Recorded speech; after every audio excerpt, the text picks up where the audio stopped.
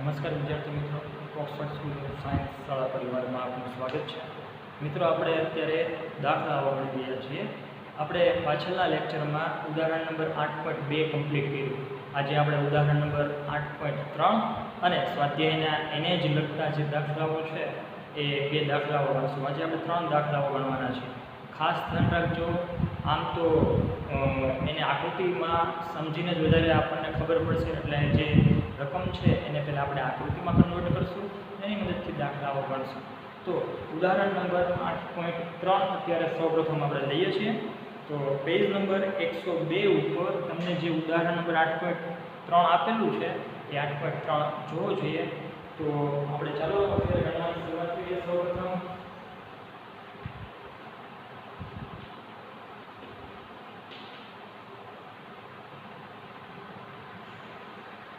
ઉદાહરણ નંબર 8.3 જો જે રકમ શું કહે છે કે ઉષા 90 મીટર લંબાઈના એક સ્વિમિંગ પુલમાં તરે છે. એટલે કે ઉષા એક સ્વિમિંગ પુલમાં અત્યારે તરે છે. તે સ્વિમિંગ પુલના એક છેડાથી બીજા છેડા સુધી તથા તે જ માર્ગ ઉપર પાછા ફરતા 180 મીટરનું કુલ અંતર 1 મિનિટમાં પૂરું કરે છે. ઉષાની સરેરાશ ઝડપ અને સરેરાશ વેગ શોધો. તો કે ઉષા નામની એક વ્યક્તિ છે, સ્વિમિંગ પુલમાં તરે છે.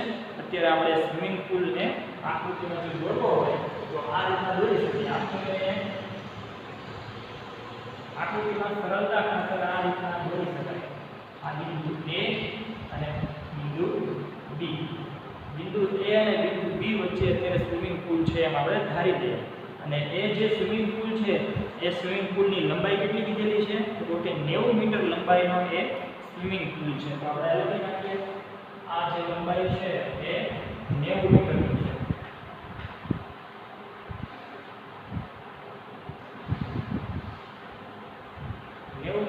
લંબાઈમાં સ્વિમિંગ પુલમાં એ ઉષા તરે છે.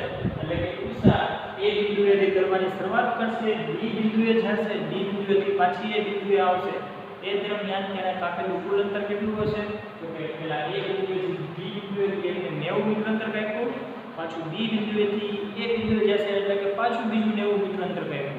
એટલે કે એમ એણે કુલ 180 મીટર જેટલું અંતર કાપ્યું હશે. અને આ 180 મીટર જેટલું અંતર કેટલા સમયમાં પૂરું કર્યું? તો કે 1 મિનિટમાં પૂરું કરેલું છે. તો આવી અવસ્થામાં એ ઉષા છે એ ઉષાની સરેરાશ ઝડપ અને સરેરાશ વેગ આ બંને વસ્તુ આપણે મેળવવાના છે. તો આપણે સૌપ્રથમ આપણે ઉષાએ કાપેલું કુલ અંતર અને તે માટે લાગતો કુલ સમય છે એ આપણે લખી નાખવું પડશે. તો ચાલો જવાબ લખીએ આપણે. અહીં ઉષાએ કાપેલ કુલ અંતર, હવે કુલ અંતર કેટલું હશે? તો કુલ અંતર 180 મીટર છે. અને તે માટે લાગતો કુલ સમય તો કે 1 મિનિટ છે. આપણને મેળવવાનું શું કીધું છે? સરેરાશ ઝડપ અને સરેરાશ વેગ મેળવવા નાખી દેલા છે. તો આપણે સૌપ્રથમ સરેરાશ ઝડપ મેળવીએ. સરેરાશ ઝડપ એટલે શું થાય મિત્રો? તો કે કાપેલું કુલ અંતર છેદમાં લાગતો કુલ સમય. તો કાપેલું કુલ અંતર કેટલું છે? તો કાપેલું કુલ અંતર 180 મીટર છે. અને તે માટે લાગતો સમય 1 મિનિટ બરાબર આપણે લખી શકીએ કે 60 સેકન્ડ થાય. બરાબર?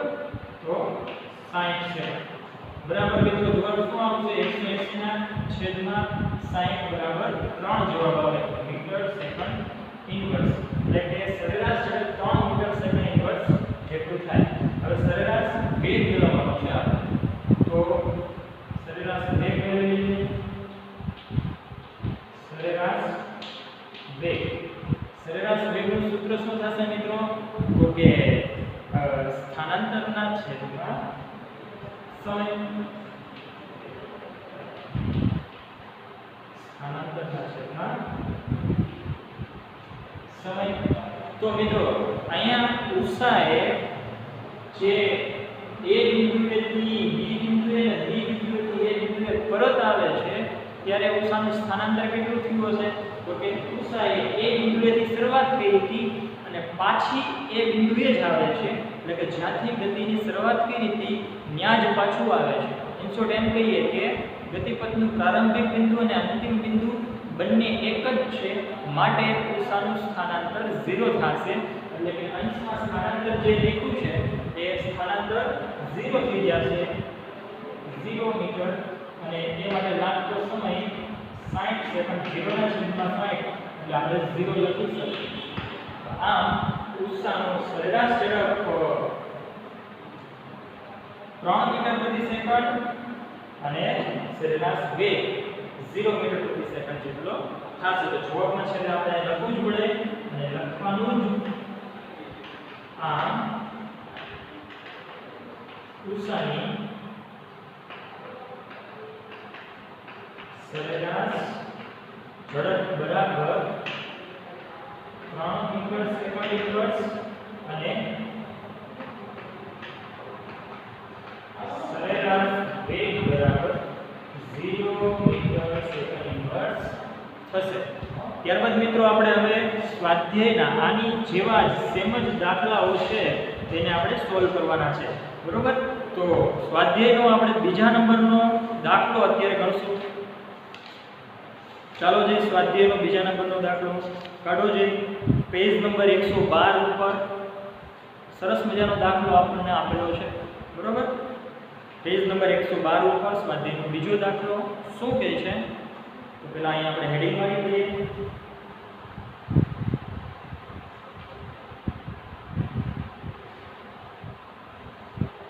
રકમને વાંચજો મિત્રો, સરસ મજાની રકમ છે. 300 મીટરના સીધા રસ્તા પર, એક સીધો રસ્તો છે 300 મીટરનો. તો આપણે સૌપ્રથમ આકૃતિમાં જ દોરી લઈએ. બરોબર? પછી આપણને સરળતા રહે સમજવામાં. આ 300 મીટરનો ધારી લો કે એક સીધો રસ્તો છે. બરોબર? આ બિંદુને A નામ આપીએ, આ બિંદુને B નામ આપીએ. અને એ કેટલો લાંબો રસ્તો છે, અંતર કેટલું છે? તો કે એનું અંતર 300 મીટર છે. માટે આ અંતર આપણે અહીંયા દર્શાવી દઈએ કે આ અંતર છે 300 મીટર છે. એટલે કે 300 મીટરના સીધા રસ્તા પર જોસેફ નામનો એક વ્યક્તિ જોગિંગ કરતો 2 મિનિટ 30 સેકન્ડમાં એક છેડા A થી તે B સુધી પહોંચે છે. એટલે કે જોસેફ નામનો જે વ્યક્તિ છે એ જોગિંગ કરતો 300 મીટર લાંબો જે રસ્તો છે એમાં એક છેડાથી B છેડા સુધી પહોંચે છે. એટલે કે 300 મીટર અંતર કાપવા માટે તેણે કેટલો સમય લીધો હતો? કે આપણને કીધું છે 2 મિનિટ અને 30 સેકન્ડનો. માટે આપણે જે સમયગાળો છે એ લખી નાખીએ. આ કેટલો સમય લે છે આની માટે? તો કે 2 મિનિટ 30 સેકન્ડ. 2 મિનિટ 30 સેકન્ડ જેટલો સમયગાળો અહીંયા લાગે છે. બરોબર? ત્યારબાદ આપણે રકમમાં આગળ વધીએ. શું કહે છે? ત્યાંથી પાછો ફરી, એટલે કે B છેડા સુધી જોસેફ પહોંચ્યો છે, ત્યાંથી એ પાછો કરે છે. પાછો ફરી 1 જ મિનિટમાં તે 100 મીટર પાછળ રહેલા બિંદુ C સુધી પહોંચે છે. એટલે કે બિંદુ B થી એ 1 મિનિટમાં પાછળ રહેલા 100 મીટર પાછળ રહેલા બિંદુ C સુધી પહોંચે છે. તો મિત્રો આ જે માર્ગ છે એ રીતે B સુધીનો એ કેટલા મીટરનો છે? તો કે 300 મીટરનો. જો આના સરખા ભાગ પાડીએ તો 100 મીટરના 3 ટુકડા થાય. આટલો ભાગ 100 મીટર, આટલો ભાગ 100 મીટર અને આટલો ભાગ 100 મીટર. એટલે 100 + 100 + 100 એટલે કે 300 મીટર થાય. અહીંયા આપણને શું કીધું છે? તો કે જોસેફ બિંદુ B થી પાછળ રહેલા 100 મીટર દૂરનું જે અંતર બિંદુ C છે, બિંદુ C ત્યાં 1 મિનિટમાં પહોંચે છે. ઓકે, આ જે અંતર છે એ અંતરને આપણે દર્શાવી દઈએ કે પાછળમાં B થી C સુધીનું અંતર છે એ 100 મીટર છે. બરોબર? અને બિંદુ C સુધી પહોંચવા માટે તે કેટલો સમય લે છે? તો કે તે 1 મિનિટનો સમય લે છે. બરોબર? આટલી વસ્તુ આપણને રકમમાં કીધી એને આપણે આકૃતિમાં દર્શાવી છે. તો આપણને માગ્યું છે શું? તો કે જોસેફની સરેરાશ ઝડપ અને સરેરાશ વેગ ગોતવાના છે. જોસેફની સરેરાશ ઝડપ અને સરેરાશ વેગ ગોતવાના છે. પણ બે કિસ્સામાં આપણને કીધું છે. પહેલામાં એ ઓપ્શન્સમાં કીધું છે અને બી ઓપ્શન્સમાં કીધું છે. એમાં શું કીધું છે? તો કે આપણે હકીકતે સરેરાશ વેગ અને સરેરાશ ઝડપ બે ભૌતિક રાશિઓ વિશે આપણે ગોતવાની છે, બરાબર. પણ એમાં આપણને પહેલો પ્રશ્ન શું પૂછ્યો છે? તો કે એ છેડાથી બી છેડા સુધી આપણે સરેરાશ ઝડપ સરેરાશ વેગ પહેલા ગોતશું. પછી બી ઓપ્શન્સમાં શું કીધું છે? તો કે એ છેડાથી સી છેડા સુધી સરેરાશ ઝડપ અને સરેરાશ વેગ મેળવવાના છે. તો સૌપ્રથમ આપણે એ ઓપ્શન્સમાં કીધું છે એ છેડાથી બી છેડા સુધી, બરાબર. તો આપણે અહીંયા લખી નાખીએ ઓપ્શન એ નો જવાબ છેડા એ થી તે છેડા બી સુધી, એ છેડાથી બી છેડા સુધી, એ છેડાથી બી છેડા સુધીની ગતિ દરમિયાન સરેરાશ વેગ અને સરેરાશ ઝડપ આપણે મેળવવાના છે. એટલે કે એ છેડાથી તે બી છેડાની ગતિ દરમિયાન એ જોસેફ નામનો વ્યક્તિ છે એની સરેરાશ ઝડપ અને સરેરાશ વેગ મેળવવાના છે. મિત્રો, સરેરાશ ઝડપ અને સરેરાશ વેગ મેળવવા છે માટે આપણે કાપેલું કુલ અંતર જોશે, તેનું સ્થાનાંતર જોશે અને સમયગાળો પણ જોશે. તો અહીંયા બધી જ વસ્તુ લખી નાખીએ કે અહીં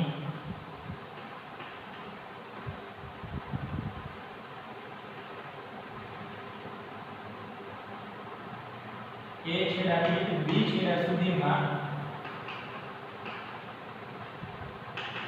કાપેલું કુલ અંતર કેટલું થશે? તો એ છેડાથી બી છેડા સુધીમાં કાપેલું અંતર 300 મીટર થશે, બરોબર. ત્યારબાદ તેનું સ્થાનાંતર કેટલું થશે? સ્થાનાંતર તો કે એ છેડાથી બી છેડા સુધી પહોંચે છે, બરોબર. તેથી જે કાપેલું અંતર છે એ કાપેલું અંતર જ જેટલું જેનું સ્થાનાંતર થશે, એટલે કે 300 મીટર. ત્યારબાદ એ છેડાથી બી છેડા સુધી પહોંચવા માટે કેટલો સમય લે છે? તો કે 2 મિનિટ અને 30 સેકન્ડ.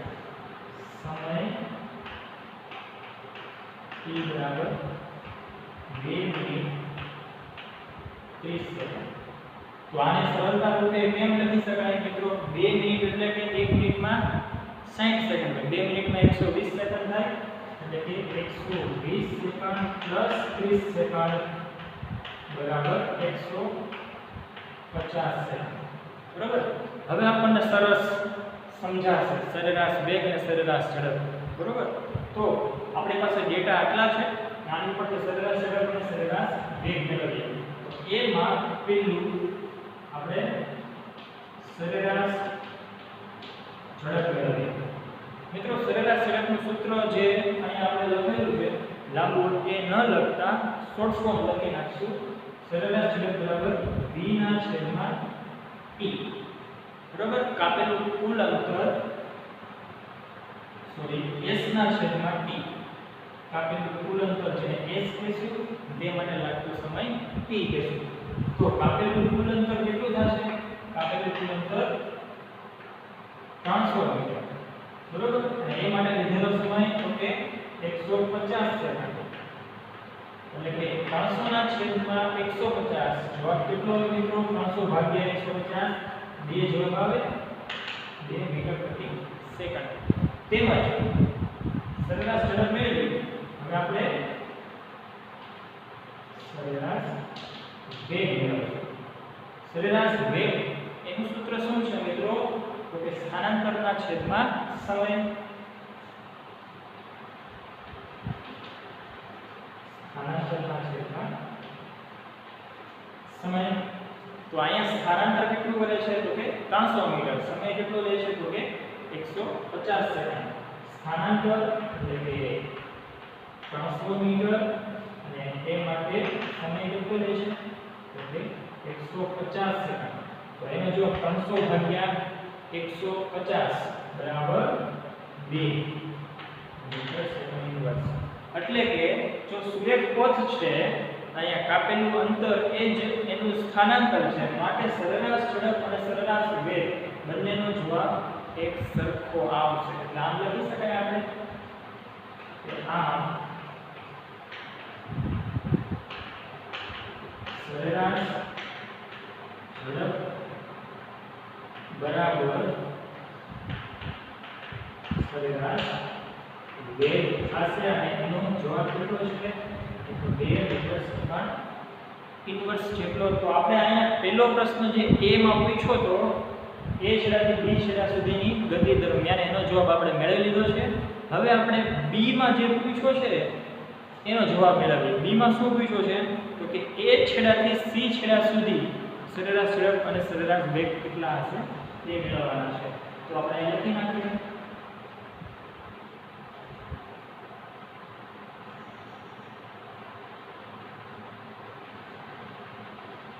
a છેડાથી c છેડા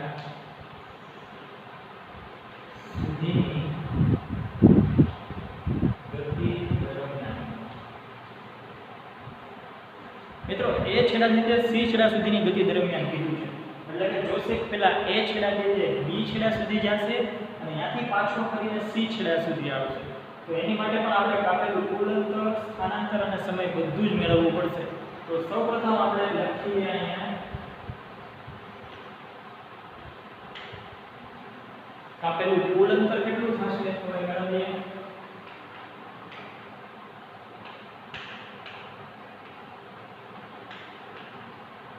કાપેલું કુલ અંતર a છેડાથી તે c છેડા સુધીની ગતિ દરમિયાન એટલે a થી તે b સુધી જશે, b થી તે c સુધી આવશે.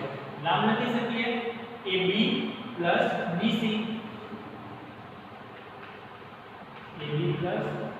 BC. તો મિત્રો AB કેટલું અંતર છે? AB 300 મીટર અંતર છે, BC 100 મીટર અંતર છે.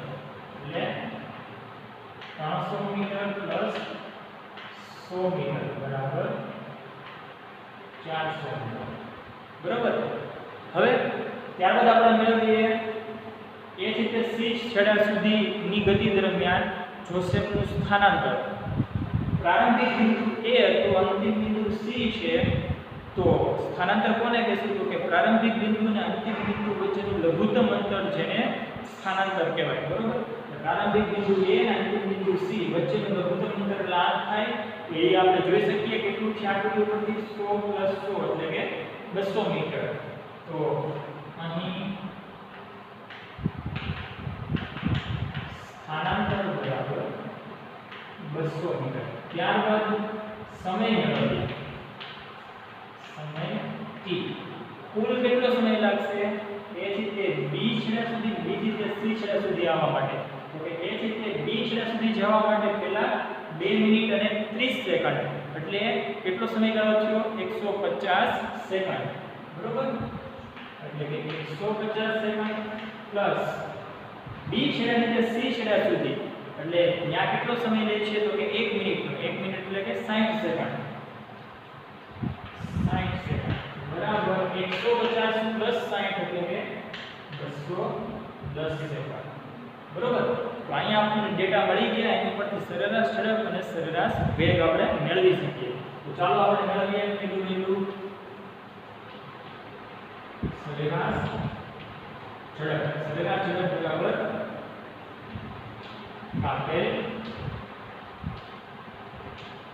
કુલ અંતર છેદમાં લાગતો કુલ સમય. તો કાપેલ કુલ અંતર કેટલું થયું? તો કે 400 મીટર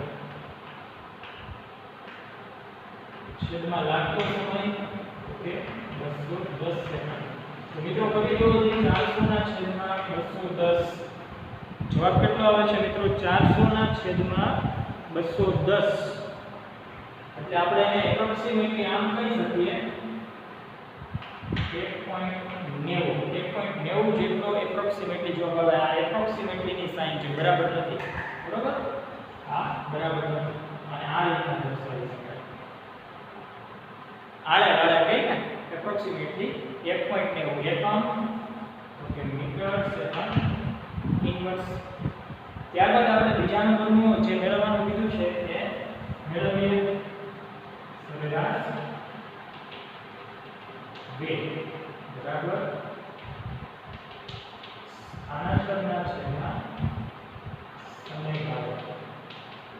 તો સ્થાનાંતર કેટલું છે મિત્રો? સ્થાનાંતર 200 મીટર છે અને સમયગાળો 210 સેકન્ડ છે. તો સ્થાનાંતર 200 મીટર અને સમયગાળો 210 સેકન્ડ. તો મિત્રો 200 ના છેદમાં 210 કરો જે જવાબ કેટલો આવે છે? 200 ના છેદમાં 210 એપ્રોક્સિમેટલી 0.95 મીટર પ્રતિ સેકન્ડ જેવો જવાબ આવે છે. તો એ છેડાથી સી છેડા સુધીની ગતિ દરમિયાન તેનું સરેરાશ ઝડપ અને સરેરાશ વેગના મૂલ્ય આપણી પાસે આવી ગયા છે. તો જેને જવાબ સ્વરૂપે લખી નાખવાના. આમ સરેરાશ ઝડપ બરાબર 1.9 મીટર સેકન્ડ ઇન્વર્સ અને સરેરાશ વેગ બરાબર 0.55 મીટર સેકન્ડ ઇન્વર્સ. તો મિત્રો આ રીતના આપણે જે સરેરાશ ઝડપ અને સરેરાશ વેગ એ બંને ભૌતિક રાશિઓ વિશે જોઈ ગયા હતા. એને લગતા દાખલાઓ આ રીતના કમ્પ્લીટ થશે. ત્યારબાદ મિત્રો હજી એક આપણે જે ભણી ગયા છીએ એક થિયરીને લગતો સરસ મજાનો સ્વાધ્યાયનો હજી એક દાખલો છે ત્રીજા નંબરનો. એ આવો જ સરસ મજાનો દાખલો છે. તો એને પણ સાથે અત્યારે ગણી લઈએ. તો મિત્રો ટેક્સ્ટ બુકમાં સ્વાધ્યાયનો ત્રીજા નંબરનો દાખલો કાઢો જે ખોલો જે રકમ વાંચી આપણે એને અને પછી એને સોલ્વ કરીએ. અત્યાર સુધીમાં હું આ બોર્ડ પૂછી નાખું, તમે એ જે રકમ છે રકમ એક વખત ધ્યાન નાખજો.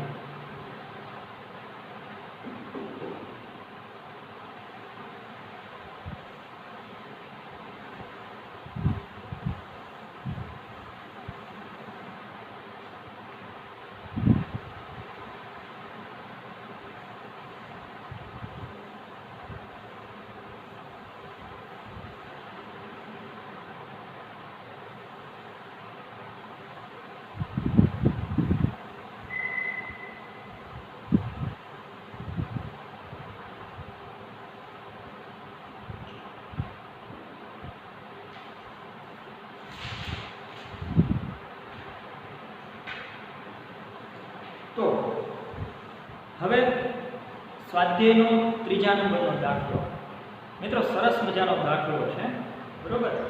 હવે એની રકમને પહેલા વાંચીએ. શું કહે છે? અબ્દુલ નામનો એક વ્યક્તિ છે એ પોતાની ગાડીની મદદથી શાળાએ જતી વખતે સરેરાશ ઝડપ 20 કિલોમીટર પ્રતિ કલાક માપે છે. અબ્દુલ નામનો વ્યક્તિ પોતાના ઘરેથી શાળાએ જાય છે અને ત્યારે એ ઝડપ જોવે છે પોતાની ગાડીમાં, ત્યારે એને સરેરાશ ઝડપ 20 કિલોમીટર પ્રતિ કલાક એને મળે છે બરોબર. તે જ રસ્તા પર પાછા ફરતી વખતે ટ્રાફિક ઓછો હોવાને કારણે તે 30 કિલોમીટર પ્રતિ કલાકની સરેરાશ ઝડપ પોતાના વાહનમાં માપે છે. આમ અબ્દુલની સમગ્ર મુસાફરી દરમિયાન સરેરાશ ઝડપ કેટલી હશે? ધારી લો અત્યારે આપણે આકૃતિ દ્વારા સમજીએ કે સ્વાધ્યાયનો લખી નાખીએ.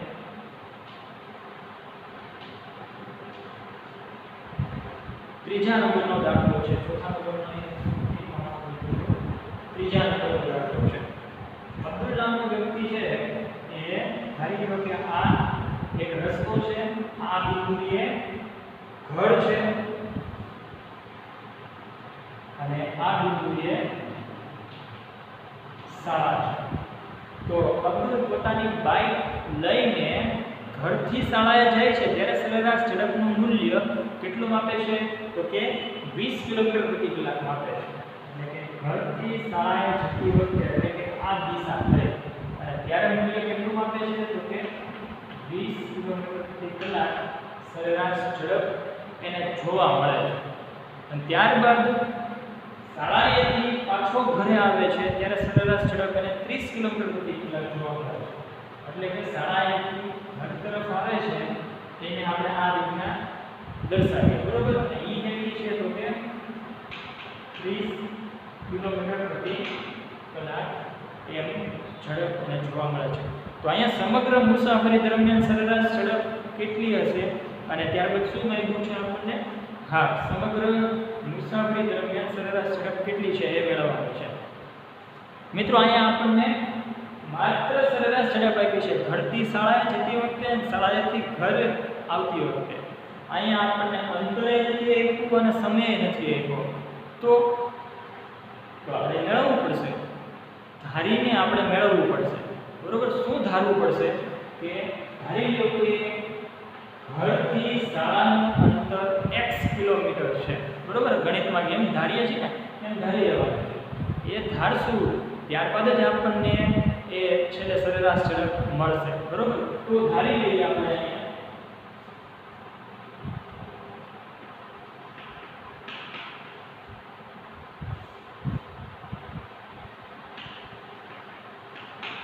ધારો કે ઘરથી શાળાનું અંતર x કિલોમીટર છે.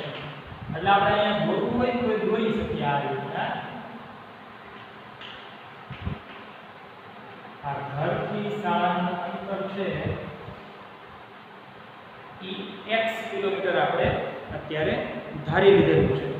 હવે બે ગતિ આપણે અત્યારે દર્શાવવાની છે. પેલી ગતિ કઈ તો કે ઘરથી તે શાળાએ જતી વખતે અને બીજી ગતિ તો કે શાળાએથી ઘર તરફ જતી વખતે.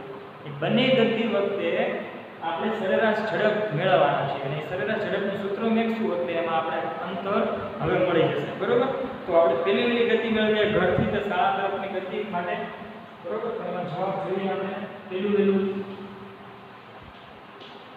ઘરથી શાળા તરફની ગતિ માટે, એટલે કે ઘરથી તે શાળા તરફની ગતિ છે એ માટે આપણે સરેરાશ ઝડપ મેળવીએ અને શાળાએથી ઘર તરફની ગતિ માટે સરેરાશ ઝડપ મેળવીએ. ચાલો તે સૂત્ર મૂકીએ.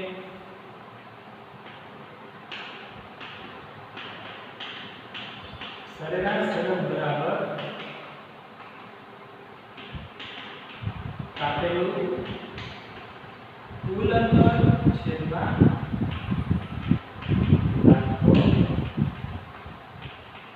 કુલ સમય.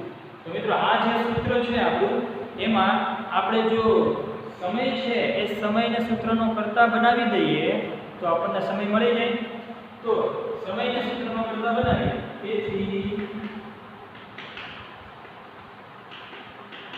લાગતો કુલ સમય બરાબર આ કુલ સમયને સૂત્રનો કર્તા બનાવ્યો તો આ જે સરેરાશ ઝડપ છે એ છેદમાં આવી જશે. તો સૂત્ર શું બનશે? ઓકે, કાપેલું કુલ અંતર છેદમાં સરેરાશ ઝડપ આવી જશે. સરેરાશ ઝડપ. હવે મિત્રો અંતર આપણને ખબર છે અને સરેરાશ ઝડપ પણ ખબર છે. તો કાપેલું કુલ અંતર કેટલું છે તો એ ધારી લીધેલું છે. ઘરથી તે શાળાએ જતી વખતે કાપેલું કુલ અંતર x કિલોમીટર છે. તો અહીંયા લખી નાખીએ x કિલોમીટર. બરોબર, અને સરેરાશ ઝડપ કેટલી છે તો કે ઘરથી તે શાળાએ જતી વખતે સરેરાશ ઝડપ 20 કિલોમીટર પ્રતિ કલાક. 20 કિલોમીટર પ્રતિ કલાક. તો મિત્રો અહીંયા જોવો જોઈએ અંશમાંથી કિલોમીટર છેદમાંથી કિલોમીટર ઉડી જશે એટલે આ છેદનો છેદ છે, કલાક છે એ છેદનો છેદ છે, જે અંશમાં આવી જશે તો આમ થઈ જશે x ના છેદમાં 20 કલાક. બરોબર, એટલે કે ઘરથી તે શાળાએ જતી વખતે કુલ સમય કેટલો લાગશે તો કે x ના છેદમાં 20 કલાક જેટલો સમયગાળો લાગશે, જેને આપણે સમીકરણ નંબર 1 નામ આપી દઈશું. કારણ કે એની જરૂર પડવાની છે આપણે. હવે બીજો મુદ્દો આપણે લઈએ કે શાળાએથી ઘર તરફ જતી વખતે આપણે સરેરાશ ઝડપ મેળવવાની છે. શાળાથી ઘર તરફની ગતિ માટે ફરી વખત આ સૂત્ર આપણે મેળવીએ.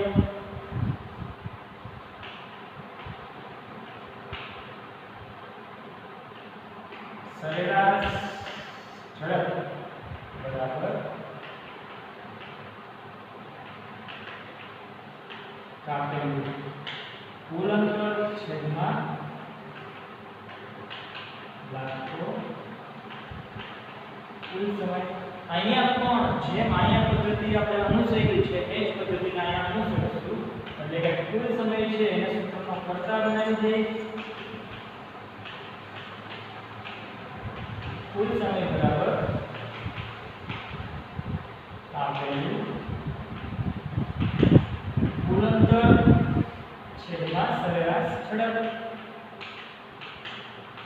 સરેરાશ ઝડપ તો મિત્રો અહીંયા પણ આપણને ખબર છે કઈ ગતિ, તો કે શાળાએથી ઘર તરફની ગતિ। શાળાએથી ઘર તરફની ગતિ તો એમાં કુલ અંતર x કિલોમીટર થશે અને સરેરાશ ઝડપ 30 કિલોમીટર પ્રતિ કલાક થશે। એટલે કે કાપેલું કુલ અંતર x કિલોમીટર અને સરેરાશ ઝડપ 30 કિલોમીટર પ્રતિ કલાક। તો અહીં અંશમાંથી અને છેદમાંથી કિલોમીટર ઉડી જશે, વધશે શું તો x ના છેદમાં 30 છેદનો છેદ અંશમાં જશે કલાક, બરોબર। આને સમીકરણ નંબર 2 નામ આપી દઈશું। તો અહીંયા આપણને બે ગતિ વખતે સમય મળી ગયો, બરોબર। હવે આપણે શું કરશું તો કે સમગ્ર ગતિ, કઈ ગતિ તો કે ઘરથી જે શાળાએ જતી વખતે, શાળાએથી ઘર તરફ જતી વખતેની જે સમગ્ર ગતિ છે એ સમગ્ર ગતિ દરમિયાન કાપેલું કુલ અંતર, તે માટે લાગતો કુલ સમય, આ બધું જ મેળવી લઈએ આપણે। એટલે સરેરાશ ઝડપનું જે સૂત્ર છે એ સૂત્રમાં કિંમત મૂકી દઈએ, આપણને જવાબ મળી જાય, બરોબર। એટલે અહીંયા લખી નાખીએ। હવે ઘરથી શાળા અને શાળાએથી ઘર તરફની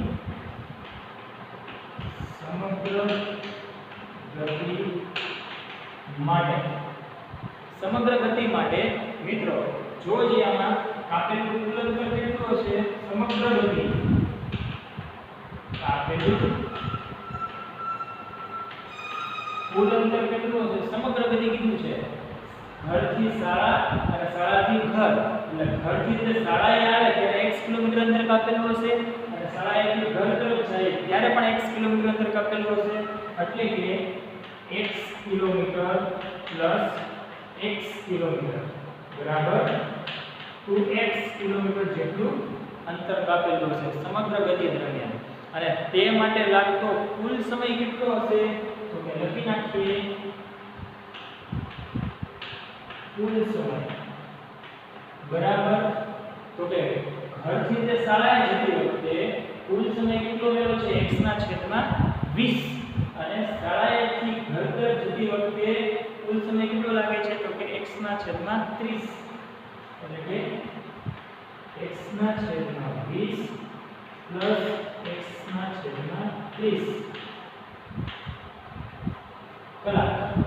મિત્રો આમાં હવે આપણે શું કરશું તો કે લસા લેશું, કેટલો થશે છેદમાં 20 અને 30 છે તો લસા 60 થશે,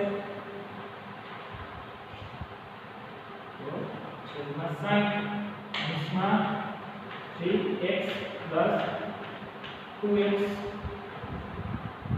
કલાક।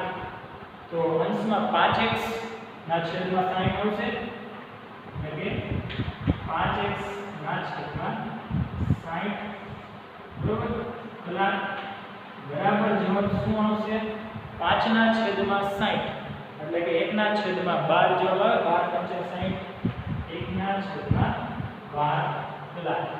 તો સમગ્ર ગતિ દરમિયાન એટલે કે ઘરથી જે શાળાએ જતી વખતે, શાળાએથી ઘર તરફ આવતી વખતે સમગ્ર ગતિ દરમિયાન લાગતો કુલ સમય 1 ના છેદમાં 12 મેળવવાનો છે અને કાપેલું કુલ અંતર 2x કિલોમીટર જેટલું હશે, બરોબર।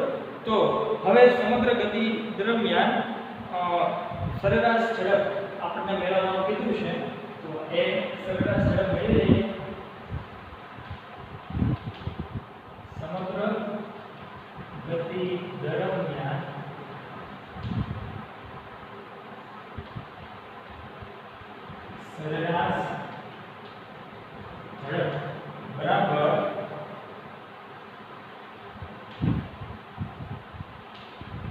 કાપેલું કુલ અંતર છેદમાં લાગતો કુલ સમય. સમગ્ર ગતિ દરમિયાન કાપેલું કુલ અંતર કેટલું છે? તો કે કાપેલું કુલ અંતર 2x કિલોમીટર છે. એટલે કે કાપેલું કુલ અંતર 2x કિલોમીટર છેદમાં લાગતો સમય કેટલો છે? તો કે 1/12. બરોબર, x ના છેદમાં 12 આવશે. આ x છે ને, x ના છેદમાં 12. બરોબર, એટલે કે લાગતો કુલ સમય x ના છેદમાં 12 કલાક. તો મિત્રો અંશમાંથી અને છેદમાંથી x ઉડી જશે. બરોબર, આ છેદનો છેદ અંશમાં જશે એટલે કે 12 × 24 થઈ જશે બરાબર 24 કિલોમીટર પ્રતિ કલાક. और આને આમ પણ લખી શકીએ કે 24 કિલોમીટર / આમ જોસેફ નામનો જે અબ્દુલ નામનો જે વ્યક્તિ છે એની સમગ્ર ગતિ દરમિયાનની સરેરાશ ઝડપ 24 કિલોમીટર પ્રતિ કલાક જેટલી થશે. જે આપણે અહીંયા જવાબ સ્વરૂપે લખી નાખીએ. આમ શાળાએથી ઘર તરફ અને સીધું એમ જ લખી નાખીએ. આમ સમગ્ર મુસાફરી દરમિયાન લખી નાખીએ. આમ સમગ્ર મુસાફરી દરમિયાન તેની સરેરાશ ઝડપ 24 કિલોમીટર પ્રતિ કલાક. તો આવી રીતના મિત્રો આપણને જો કંઈક વસ્તુ ન આપેલી હોય તો ધારીને પણ આપણે આ રીતના દાખલા કરી શકીએ. તો મિત્રો આપણે જોયું સરેરાશ ઝડપ અને સરેરાશ વેગ, અને એ બંને જોઈ ગયા બાદ એના સૂત્ર જોઈ ગયા, અને એ સૂત્ર આધારિત કેટલા બધા દાખલાઓ આવે છે, અને બધા જ દાખલાઓ સાવ સરળ છે. બરોબર, માત્ર એને સમજવાના રહે છે. જો તમે એને વ્યવસ્થિત સમજી લ્યો, આકૃતિનું ધ્યાન આપ્યું હોય, લગભગ દરેક દાખલા હોય છે, દરેક દાખલામાં આકૃતિ આવશે જ. જો રકમ ઉપરથી તમને આકૃતિ બનાવતા આવડી જાય, તેમજ રકમમાં આપેલા જે ડેટા છે એ ડેટા તમે લખી લો, લખતા આવડી જાય, તો તમે સૂત્ર આધારિત તરત જ ફટાફટ કોઈ પણ દાખલો હોય એ સરળતાથી તમે ગણી શકો છો. તો મિત્રો આજના લેક્ચરમાં આપણે આટલું રાખીએ. બરોબર, નેક્સ્ટ ટાઈમ નવા લેક્ચરમાં મળીશું. આભાર. જય હિન્દ, જય ભારત.